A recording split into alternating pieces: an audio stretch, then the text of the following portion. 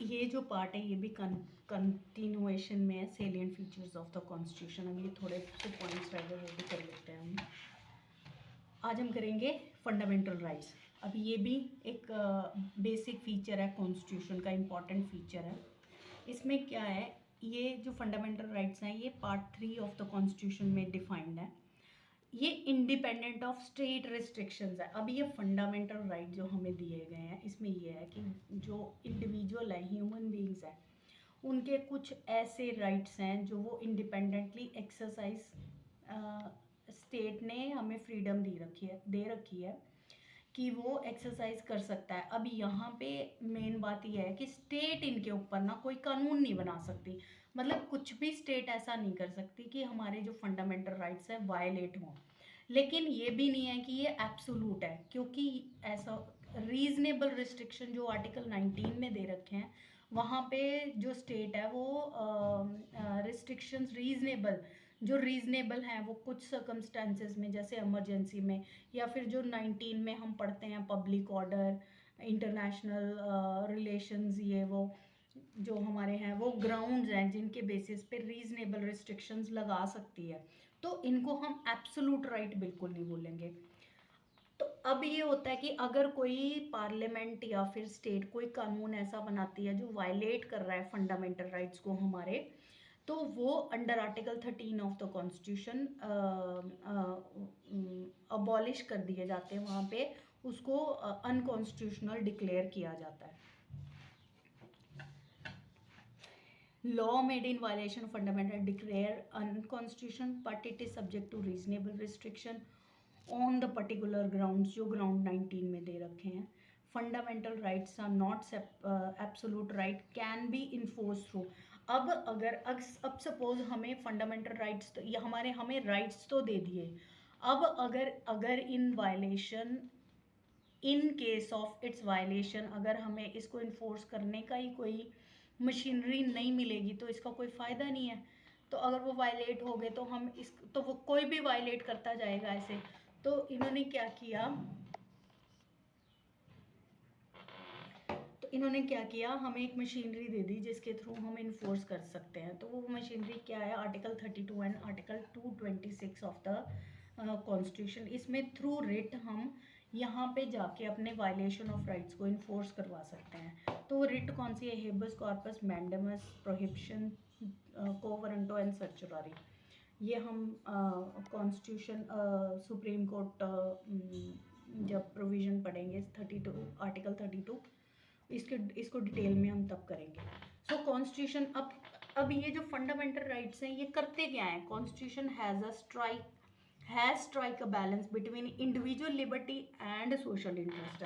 अब ये जो इंडिविजुअल लिबर्टी होगी कि हमारी फ्रीडम की, हमारे जो कुछ पर्सनल राइट ऐसे हैं कि बंदा एक्सरसाइज कर सके उस चीज़ को लेके, उसके पास इतनी लिबर्टी हो कि वो अपने उन राइट्स को एक्सरसाइज कर सके।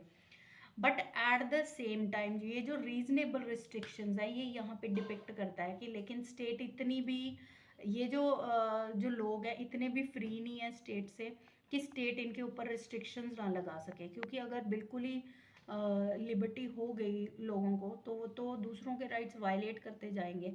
तो रीजनेबल रिस्ट्रिक्शन, ये सोशल इंटरेस्ट इम्प्लाई हो रहा है रीजनेबल रिस्ट्रिक्शन से। तो स्टेट है जो रीजनेबल रिस्ट्रिक्शन लगा सकती है। तो इसका सेम्बलेंस क्या हुआ,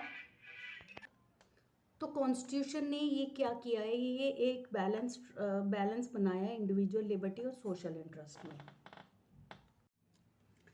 अगला पॉइंट है directive principles of state policy. अब है क्या ये जो डायरेक्टिव प्रिंसिपल्स है हमारे, ये स्टेट के ऊपर इन्होंने they help in the governance of the country. तो जब ये कोई भी कानून या फिर कुछ भी लॉ मेकिंग या कोई रूल्स रेगुलेशंस बनाते हैं in the governance, in order to make any rule for the governance of the country। तो ये स्टेट को दे रखा है कि कुछ प्रिंसिपल्स हैं कि अगर स्टेट इनको फॉलो करेगी तो गवर्नेंस ऑफ द कंट्री में ये बेनिफिशियल रहेंगे। तो इसमें क्या है, अगर जैसे जैसे जैसे 39A की प्रोविज़न है, वहाँ पे लीगल एड की प्रोविज़न दे रखी है कि अगर कोई बंदा पुअर है, वो इतनी कैपेबिलिटी नहीं रखता कि वो कि कोई केस फाइल करना है उसको, तो सरकार उसको लॉयर या फिर एक पब्लिक प्रोसिक्यूटर प्रोवाइड करती है। ये भी ये कुछ है। और फिर ऊपर जैसे हम ये पढ़ते हैं लास्ट में, ऑर्गेनाइजेशन ऑफ एग्रीकल्चर और एनिमल हस्बेंड्री बना रखी है, protection of monuments and places and objects of national importance under article 49 of the constitution. फिर separation of judiciary from executive कर रखा है आर्टिकल 50 ऑफ द कॉन्स्टिट्यूशन। तो ये जो हमारे डायरेक्टिव प्रिंसिपल्स हैं, ये 36 से लेके 51 तक है। तो यहाँ पे ये कुछ पॉलिसीज़ है, अगर स्टेट इनको इन्फ्यूज़ करती है अपने कोई भी लॉ या कुछ भी रेगुलेशंस बनाने में, तो ये वेलफेयर ऑफ द सोसाइटी के लिए बहुत बेनिफिशियल रहेंगे, और वेलफेयर सोसाइटी ही हमारा मेन एम है। अब ये नॉन जस्टिसेबल है, इसका मतलब ये है नॉन इन्फोर्स्ड है ये। अगर स्टेट इन इन पॉलिसीज़ को कंसिडर नहीं भी करती, तो हम थ्रू रिट इसको अगेंस्ट स्टेट इन्फोर्स नहीं करवा सकते कि भाई इन्होंने फलाने कानून में इस चीज़ को ध्यान में नहीं रखा। इनकी इन्फोर्समेंट ऐसे नहीं हो सकती। ये स्टेट की ड्यूटी है, और इनकी ये मॉरल ड्यूटी है या जो भी ये है, तो वो उनके ऊपर है कि वो इसको कंसिडर करते हैं कि नहीं करते हैं। लेकिन ये हम इनको इन्फोर्स नहीं करवा सकते। Idea of welfare state and we said in our constitution can only be achieved if state endeavor to implement them with a high sense of moral duty. Federation with strong centralizing tendencies. अब next point है federation with strong centralising tendency. जो हमने पीछे पढ़ा था ना कि हमारे यूनियन लिस्ट, स्टेट लिस्ट और कंकरेंट लिस्ट है, वहाँ पे सब्जेक्ट्स डिवाइडेड है कि स्टेट किन सब्जेक्ट्स पे कानून बना सकती है, सेंटर किस पे बना सकती है, और कंकरेंट लिस्ट में दोनों स्टेट और सेंटर बना सकती है। अब फेडरेशन विद स्ट्रॉन्ग, अब फेडरेशन तो हो गया division of power between centre and state हो गया। ये हमारा सेलियंट फीचर भी है हमारे कॉन्स्टिट्यूशन का कि जो पावर्स हैं वो divided between centre and state है। लेकिन कुछ कंडीशंस में any in some of the circumstances centre overpower कर लेती है स्टेट को। जैसे हमने एग्जांपल किया था इमरजेंसी केसेस में, जब हमें इमरजेंसी लगती है तो सेंटर के पास पावर आती है कि वो स्टेट सब्जेक्ट्स के ऊपर भी कानून बना सकती है। तो ये जो फेडरलिज्म, दो it is a federal state but with a strong centralising tendency. Next point है अडल्ट सफरेज। अब इसमें क्या है, ये आर्टिकल 326 में हमें राइट मिला हुआ है कि ये राइट टू वोट है, ये अबव 18+ के लोगों के लिए है, despite of any gender, class, colour, creed. कोई भी बंदे को राइट है वोटिंग का कि वो रिप्रेजेंटेशन में अपना हिस्सा ले सकता है। ओल्ड सिस्टम ऑफ पहले क्या होता था, जो हमने क्राउन रूल में पढ़ा था और कंपनी रूल में पढ़ा था, कि ये जो कम्युनल रिप्रेजेंटेशन होती थी कि अलग अलग माइनॉरिटीज़ को अलग अलग मतलब उनके ही लोग इलेक्ट करते थे। लेकिन ये सारा ख़त्म करके इन्होंने यूनिफॉर्म अडल्ट सफरेज अडॉप्ट किया इस सिस्टम को। इसके बारे में आर्टिकल 326 में बताया गया है। इंडिपेंडेंट जुडिशरी, तो अब जो हमें कॉन्स्टिट्यूशन ने राइट्स दे रखे हैं उनको इन्फोर्स करने के लिए कोई तो मशीनरी चाहिए, तो वो मशीनरी है हमारा जुडिशियल सिस्टम। तो यहाँ पे under article 32 of the constitution supreme Court and under article 226 of the constitution is in relation to high court. तो इस यहाँ पे हाई कोर्ट में 226 के अंडर और सुप्रीम कोर्ट में 32 के अंडर हम थ्रू रिट अपने राइट्स को इन्फोर्स कर सकते हैं। अब ये जो हमारा जो डिपार्टमेंट है वो इंडिपेंडेंट है। इसका मतलब ये है कि गवर्नमेंट का कंट्रोल इन पे है नहीं, ये independent of the government control है। नेक्स्ट है सिंगल सिटीजनशिप। तो दो इट इज़ फेडरल, चाहे हमारे जो पावर्स हैं वो डिवाइड की गई हैं सेंटर्स और स्टेट में with dual polity but provide पर, लेकिन हमारे जो सिटीजनशिप है वो सिंगल ही की जाती है कि मतलब one should be citizen of India, not a citizen of इधर पंजाब हरियाणा ये वो, मतलब इंडिविजुअल सिटीजन्स की सिटीजनशिप लेने की ज़रूरत नहीं है, हमारे सिर्फ एक ही सिटीजनशिप चलती है, that is Indian citizenship. Means every Indian citizen in any corner of India enjoy single same rights. अब फंडामेंटल ड्यूटीज हैं, 42nd amendment act of 1976 introduce a code of 10 fundamental rights हमें बताए गए हैं।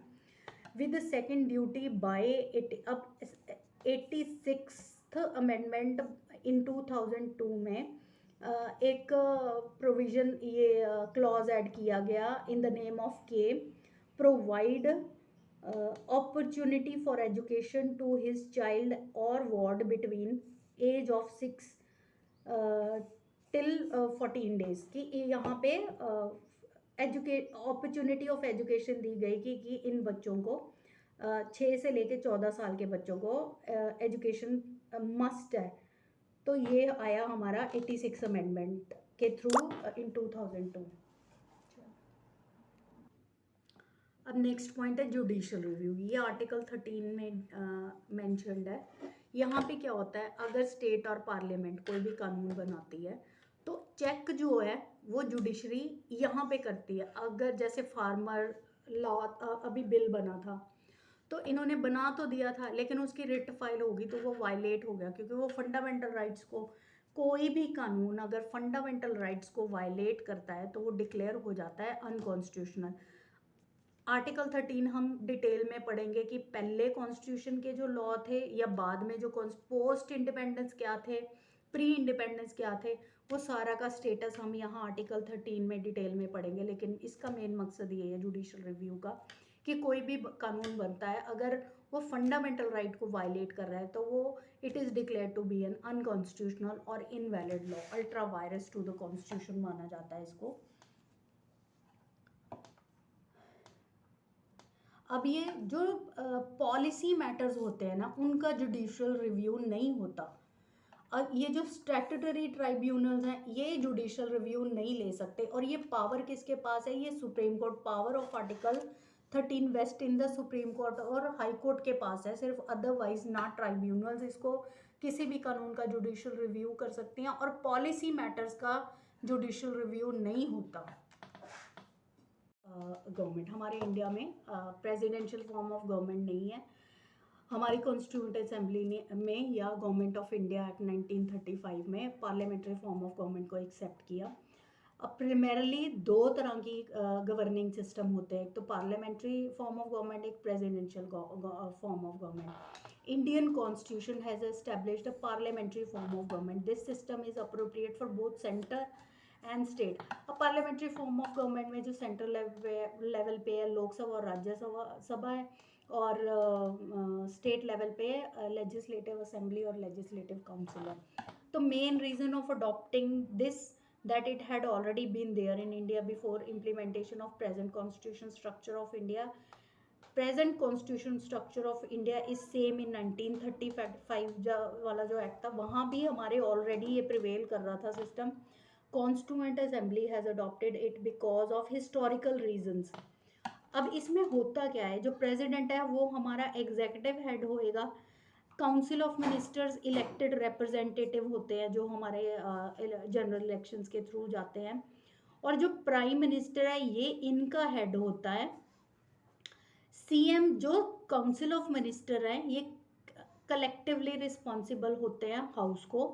Executive is responsible to legislation, ठीक है। अब all executive power vest in president but he uses them on the, अब जो प्रेसिडेंट है वो एग्जेक्टिव पावर एक्सरसाइज वही करता है क्योंकि उसको एग्जेक्टिव हेड भी बोलते हैं, लेकिन वो जो भी काम करेगा वो on the advice of council of ministers ही करेगा। अब यहाँ पे एक इसको ब्रेन वो आप एक मैप बना लो कि जो प्रेसिडेंट है वो एग्जीक्यूटिव हेड है, council of ministers elected members होते हैं, कलेक्टिवली रिस्पॉन्सिबल टू पार्लियामेंट है, जो council of minister elected body है। अब इनका हेड कौन है, prime minister. President exercise power of execution, ये किसकी एडवाइस पे, काउंसिल ऑफ मिनिस्टर्स की। अब ये जो लोकसभा राज्य ये लोकसभा का है, ये आर्टिकल 74 क्लॉज 1 में है, और स्टेट लेवल पे under article 163 clause 1 there will be council of ministers. At the head of council of ministers there is a chief ministers, और council of ministers collectively responsible to legislative assembly. ये mentioned है 164 article clause 2 of the constitution. और यहाँ पे जो जहाँ वो जो सेंट्रल लेवल पे प्रेसिडेंट एग्जीक्यूटिव हेड, और यहाँ पे है हमारा गवर्नर।